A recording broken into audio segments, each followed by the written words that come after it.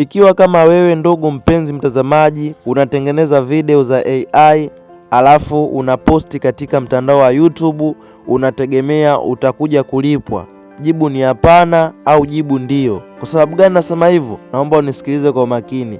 Ikiwa labda unatengeneza video za AI alafu unatumia voice over ya AI, yani inamaanisha hivi, unatengeneza katuni labda tuseme ya AI alafu unatumia sauti ya huyo AI alafu unaposti YouTube, ukafikisha vigezo labda tuseme masaa 4,000 na subscribers 1,000, ukaomba kuingia katika mfumo wa malipo, YouTube ataikataa hiyo channel, kwa sababu YouTube wanataka katika video zako kuwe na mchango wa binadamu. Kivipi? Naomba unisikilize kwa makini. Labda tuseme umetengeneza video ya AI, katuni ya AI, alafu ukaingizia sauti yako kama anavyoingizia wakina DJ Maki.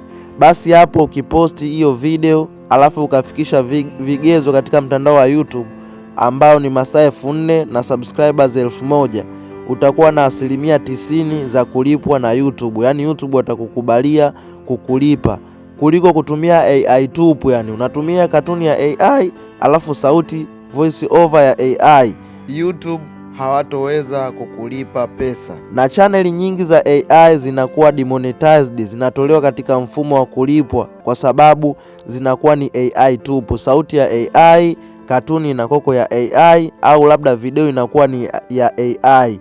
Hapo unakuwa unakataliwa kuingia katika mfumo wa malipo, na chaneli nyingi zinakuwa demonetized, na maanisha kwamba zinatolewa katika mfumo wa kulipwa kwa sababu hiyo. Sasa hapa kuna kitu chengine ambacho kinachofanya watu wakataliwe kulipwa na YouTube. Kuna kitu kinaitwa monetized policies, yaani namaanisha kwa Kiswahili sheria za kulipwa na YouTube. Ili ulipwe na YouTube, hautakiwi kuchukua video za watu ukaposti katika channel yako ya YouTube. Yaani namaanisha hivi, unaingia Facebook, una download video na hiyo video sio ya kwako, ya mtu mwingine, alafu ile video ukaichukua ukaenda kuiposti katika channel yako ya YouTube, hapo utakuwa tayari ushatenda kosa. Sasa hapa naomba unisikilize kwa makini.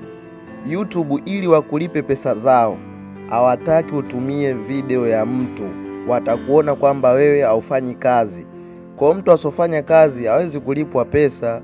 Sasa ili uonekane unafanya kazi, unatakiwa urekodi video za kwako mwenyewe, uedit mwenyewe, na ukishamaliza kuedit unaingizia sauti za kwako mwenyewe, na hatua ya mwisho ukienda kuposti katika mtandao wa YouTube, ile video YouTube watajua kwamba umetengeneza kwa ubunifu wako na umetengeneza kwa akili yako.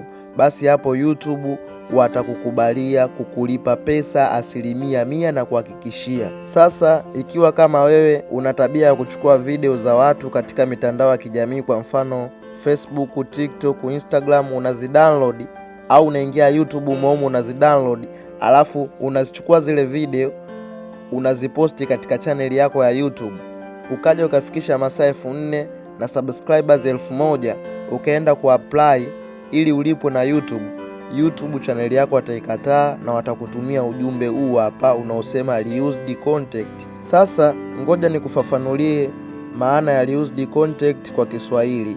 Naomba unisikilize kwa makini. Ikiwa labda ushatimiza vigezo vyote, alafu wewe ukiwa unatumia video za watu kuposti katika channel yako, ukaletewa ujumbe huu hapa reused content, inamaanisha kwamba hizo video ambazo ulizotumia kuposti katika channel yako, inasema reused content ni video ambazo zishatumika, kwamba kuna mtu tayari kashaziposti katika channel yake, wewe ukaja ukazidownload ukaziposti katika channel yako.